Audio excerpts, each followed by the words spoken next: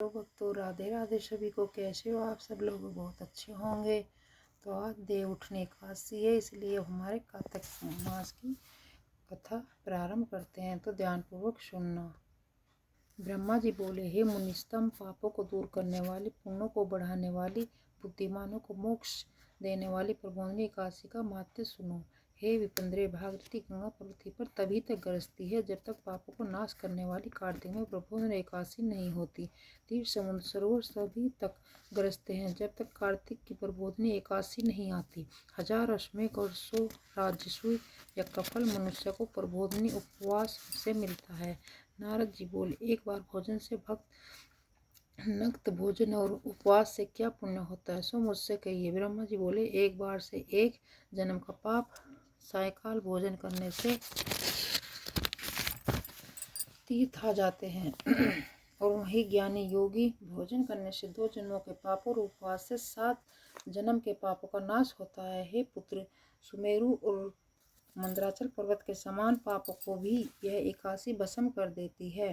हजारों पूर्वजन्मों के लिए हुए दुष्कर्मों को जागरण करने से रुई के ढेर की तरह प्रबोधिनी एकादशी जला देती है। जो स्वभाव से विधि पूर्वक प्रबोधिनी एकादशी का उपवास करता है, उसको जैसा फल कहा है वैसा ही प्राप्त होता है।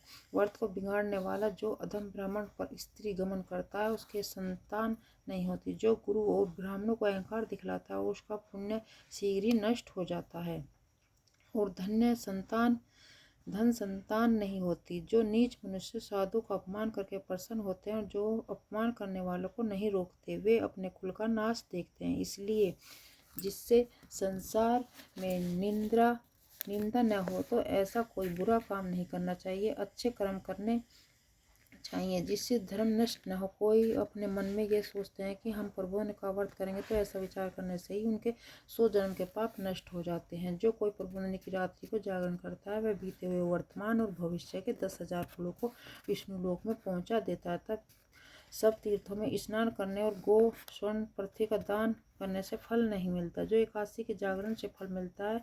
जैसे मनुष्यों की मृत्यु निश्चय है, वैसे ही धन का नाश भी निश्चय है। ये समझकर हे मुनि श्रेष्ठ, एकादशी का उपवास करना चाहिए। जो कोई विधि पूर्वक प्रबोधिनी एकादशी का उपवास करता है, उसके घर में त्रिलोकी के सब तीर्थ आ जाते हैं और वही ज्ञानी योगी तपस्वी और जितेंद्र है, उसी को भोग और मोक्ष मिलता है। यह एकादशी विष्णु की प्यारी है और धर्म के सार को देने वाली है। इसका एक बार व्रत करने से ही मोक्ष का भागी हो जाता है। जो मनुष्य एकादशी का व्रत करके भक्ति से भगवान का पूजन करते हैं, उसके 100 जन्मों के पाप दूर हो जाते हैं। इस वर्ष से भगवान को प्रसन्न करने 10 दिशाओं में प्रकाश करता हुआ मनुष्य विष्णु लोक को जाता है।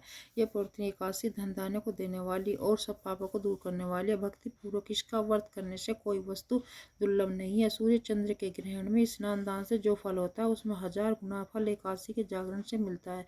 प्रबोधिनी के दिन स्नान दान, जप, होम, स्वाध्याय, भगवान का पूजन, इससे जो कुछ किया जाए उसका करोड़ों गुना फल होता है। कार्तिक को एकादशी का व्रत न करने से जन्म भर का किया हुआ सब पुण्य व्यर्थ है।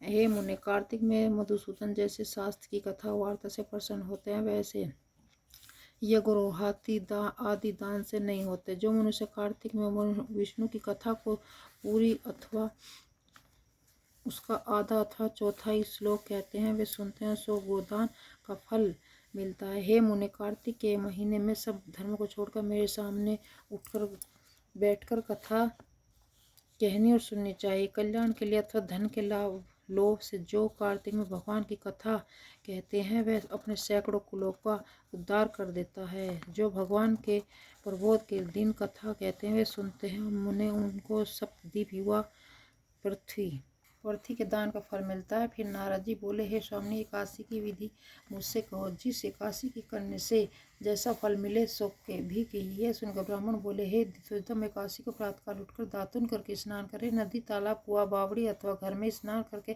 केशव भगवान का पूजन करे। फिर कथा सुनो। नियम के लिए यह मंत्र पढ़ें, एकादशी को निराहार व्रत करके दूसरे दिन भोजन करूँगा। हे पुंडरीकाक्ष, मैं आपकी शरण हूँ, आप मेरी रक्षा करें। इस मंत्र को चक्रधारी भगवान के सामने पढ़ें। भक्ति भाव से प्रसन्नता पूर्वक उपवास करे, रात्रि में भगवान के समीप बैठकर जागरण करे। हे मुने, जो गाता है, नाचता है, बाजे बजाता है अथवा भगवान की कथा को कहता है, वह सुनता है, वह पुण्यदाता तीनों लोक के ऊपर निवास करता है। कार्तिक में प्रबोधनी के दिन बहुत से फूल, फल, कपूर, अंगूर, कुकुम से भगवान का पूजन करना चाहिए। एकादशी जागरण अनेक प्रकार के सुंदर फलों से भगवान का पूजन और शंख से जल भरकर जनार्दन को अर्घ्य देना चाहिए। जो दिव्य अगस्त्य फूलों से जनार्दन का पूजन करता है, उसके लिए इंद्र भी हाथ जोड़ता है। जो कार्तिक में भक्तिपूर्वक भगवान की बेल पत्र से पूजा करते हैं, उनकी मुक्ति हो जाती है। हे वत्स, कार्तिक में जो तुलसी के पत्ते और फूल से जनार्दन की पूजा करते हैं, उसके 10,000 वर्षों के पाप भस्म हो जाते हैं। तुलसी का दर्शन, स्पर्श, ध्यान, कीर्तन, नमस्कार, स्तुति करने से, पौधा लगाने से, सींचने और नित्य पूजा करने से तुलसी शुभ फल देती है। जो नित्य प्रति तुलसी 9 प्रकार की भक्ति करते हैं, वे करोड़ों युगों को वैकुंठ में निवास करते हैं। हे मुने, कार्तिक में गुलाब के फूलों से जो परम भक्ति के भगवान का पूजन करता है, वह मुक्ति का भागी होता है। बकुल और अशोक के फूलों से जो भगवान की पूजा करते हैं, उनको जब तक सूर्य चंद्रमा है तब तक शोक नहीं होगा। जो सफ़ेद या लाल कनेर के फूलों से जगन्नाथ की पूजा करते हैं, उसे 4 युगों में केशव भगवान प्रसन्न रहते हैं। जो बंडभागी मनुष्य केशव के ऊपर आम का बोर चढ़ाते हैं, उनको करोड़ गोदान का फल मिलता है। जो दूब के अंकुर से भगवान का पूजन करते हैं, उनको पूजा का 100 गुना फल प्राप्त होता है। हे नारद, जो छोकरे के पत्तों से सुखदायी भगवान का पूजन करते हैं, वे भयंकर यमलोक के मार्ग में सरलता से पार कर जाते हैं।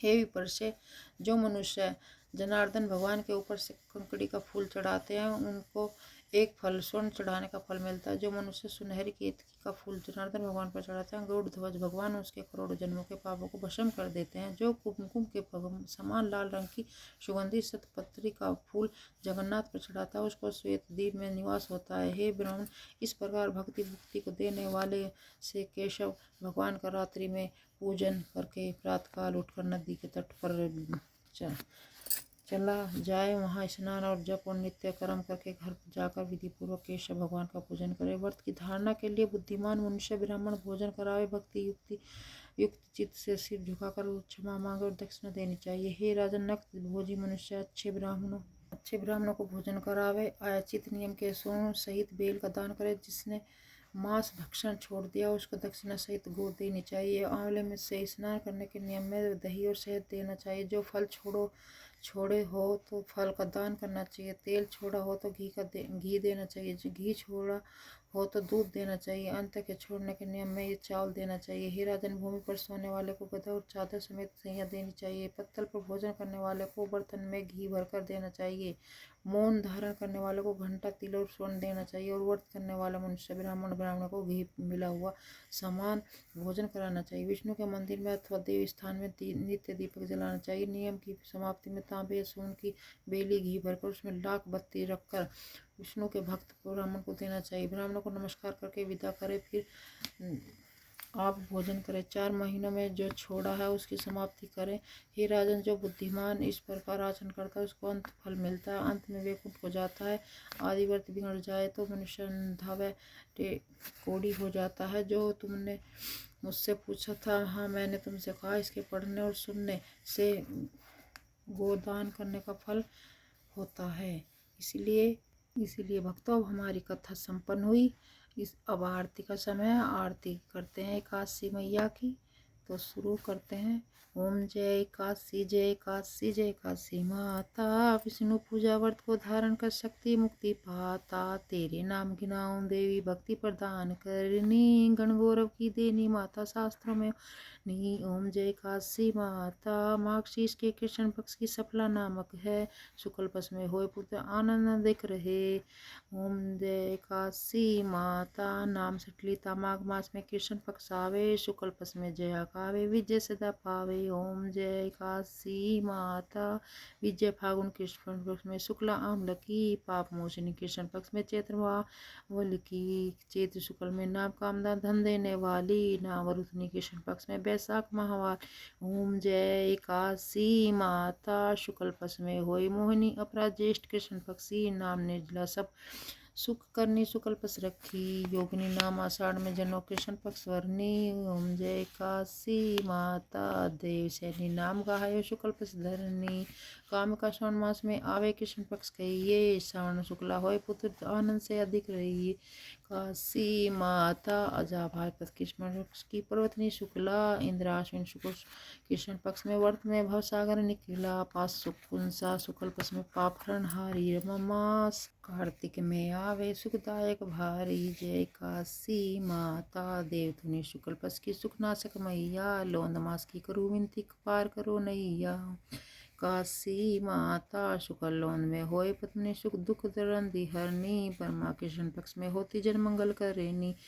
सी माता जो एक कोई आरती काशी की भक्ति सहित गावे, जन रघुनाथ स्वर का वासन निश्चय वह पावे। ओम जय काशी माता मैया जय काशी माता। इसीलिए भक्तों हमारी कथा और आरती संपन्न हुई। तो अब हमारे विष्णु भगवान अपने 4 महीने की निद्रा पूरी करके उठ चुके हैं। तो इसलिए सभी को राधे राधे।